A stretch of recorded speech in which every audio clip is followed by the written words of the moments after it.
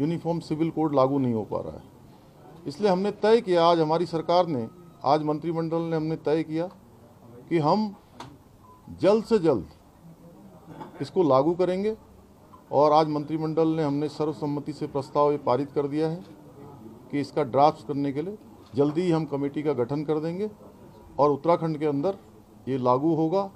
उत्तराखंड हिंदुस्तान का पहला राज्य होगा, इससे पहले वैसे गोवा में लागू हो चुका है, और हम इसको यहाँ से लागू करेंगे। और ये अपेक्षा भी मैं करता हूँ कि उत्तराखंड जिस प्रकार से देवभूमि है, इस देवभूमि के आज नई सरकार ने जिस प्रकार का कदम उठाया है, ये हम अन्य राज्यों से भी अपेक्षा करेंगे कि वो इस कानून को अपने अपने राज्यों में भी इसे लागू करें। उत्तराखंड विधानसभा चुनाव प्रचार के आखिरी दिन मुख्यमंत्री पुष्कर सिंह धामी ने वादा किया था कि अगर बीजेपी की सरकार फिर से चुनी जाती है तो वे राज्य में यूनिफॉर्म सिविल कोड लागू करेंगे। वादे के मुताबिक नई सरकार ने इसका ऐलान कर दिया है और इसके लिए एक एक्सपर्ट कमेटी गठित करने की भी बात कही गई है, जिसके बाद ये नियम लागू होने पर उत्तराखंड देश का एक तरह से पहला राज्य होगा जहां 72 साल पहले लागू हुए भारतीय संविधान की नीति निर्देशक तत्वों के मुताबिक इस प्रावधान को तैयार कर उस पर अमल किया जाएगा।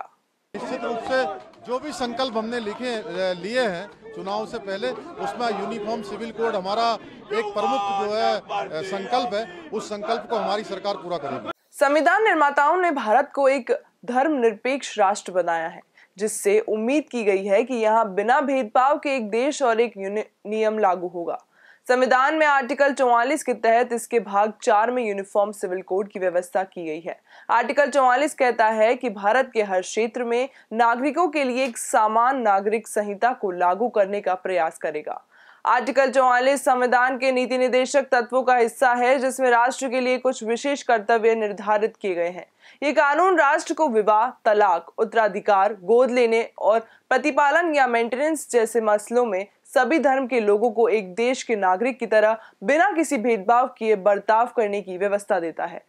संविधान निर्माताओं ने भारत को एक धर्मनिरपेक्ष देश की उपाधि से नवाजा है, लेकिन ये बहुत बड़ा विरोधाभास है कि यहाँ नागरिकों के धर्म देखकर उनके विवाह, तलाक, उत्तराधिकार जैसे फैसले लिए जाते हैं। एक देश के नागरिकों के ये मसले उनके धर्म के आधार पर अलग अलग पर्सनल लॉ से तय होते आए हैं। यही नहीं, यह मुद्दा देश की राजनीति का एक बहुत ही बड़ा विवादित विषय बना रहा है। वहीं उत्तराखंड के मुख्यमंत्री पुष्कर सिंह धामी ने यूनिफॉर्म सिविल कोड का मसौदा तैयार करने के लिए एक्सपर्ट कमेटी बनाने की बात कही है। जब ये नया कानून प्रदेश में लागू होगा तो राज्य की नजर में उसके सभी नागरिकों के लिए नियम एक समान होंगे। उनके बीच इस मामले में किसी तरह का कोई भेदभाव नहीं रहेगा और इस तरह से संविधान निर्माताओं ने जो कल्पना की थी, वैसे भारत का सपना साकार हो सकेगा। ऐसे लेटेस्ट अपडेट्स के लिए देखते रहिए टीपीवी न्यूज। नमस्कार।